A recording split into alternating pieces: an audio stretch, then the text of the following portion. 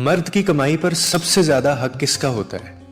ایک عالم دین کے پاس ایک شخص جاتا ہے اور وہ یہ سوال پوچھتا ہے اور وہ آگے سے اتنا خوبصورت انداز میں مثال دے کر وہ آگے سے جواب دیتے ہیں، وہ میں آپ کے ساتھ ابھی شیئر کرتا ہوں۔ وہ آگے سے کہتے ہیں کہ اگر ایک مرد کے پاس اپنے گھر والوں کو کھلانے کے لیے صرف ایک ہی وقت کا کھانا ہے نا، اور اس کے گھر میں اس وقت جو ہے وہ اس کی ماں بھی بھوکی ہے، اس کا باپ بھی بھوکا ہے، اس کی بہن بھی بھوکی ہے، اس کا بھائی بھی بھوکا ہے، اور اس کی بیٹی بھی بھوکی ہے، اور اس کا بیٹا بھی بھوکا ہے، یہ اس گھر میں موجود ہیں، لیکن ایک وقت کا کھانا ہے، تو وہ کس کو کھلائے؟ اور ساتھ میں اس کی بیوی بھی بھوکی ہے۔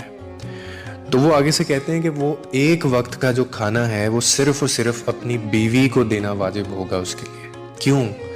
کیونکہ اس کھانے کے اوپر سب لوگوں کی نسبت جو ہے وہ بیوی کا حق زیادہ ہے، یعنی بیوی پر خرچ کرنا مرد کے لیے صدقہ بھی ہے، عبادت بھی ہے، رسپانسبلٹی بھی ہے، یہ تینوں چیزیں ہیں۔ کیوں؟ اب میں آپ کو ریزن بتاتا ہوں۔ کیونکہ یہ وہ رشتہ ہے، میں نے آگے بھی کہا ہے، جو خون نہیں ہے آپ کا، لیکن وفا اس میں دیکھیں کتنی ہے۔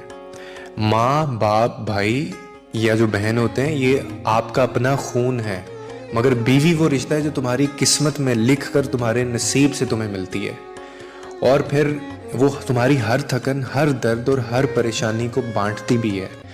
اس کے دل میں تمہارے لیے دعا بھی ہوتی ہے، تمہاری راہ میں قربانی بھی ہوتی ہے، اور پھر اللہ نے اسی رشتے کے بارے میں یہ فرمایا ہے کہ عورتیں تمہارے لیے لباس ہیں اور تم ان کے لیے لباس ہو۔ یعنی آپ اگر اس کو تھوڑا سا سمجھیں کہ ایک دوسرے کا سہارا بھی، عزت بھی اور پردہ بھی، اسی لیے بیوی پر خرچ کرنا وہ محض ایک فرض نہیں ہے، بلکہ وہ محبت کا اظہار بھی ہے اور وہ صدقہ بھی ہے۔ باقی آپ کے بلڈ ریلیشنز ہیں۔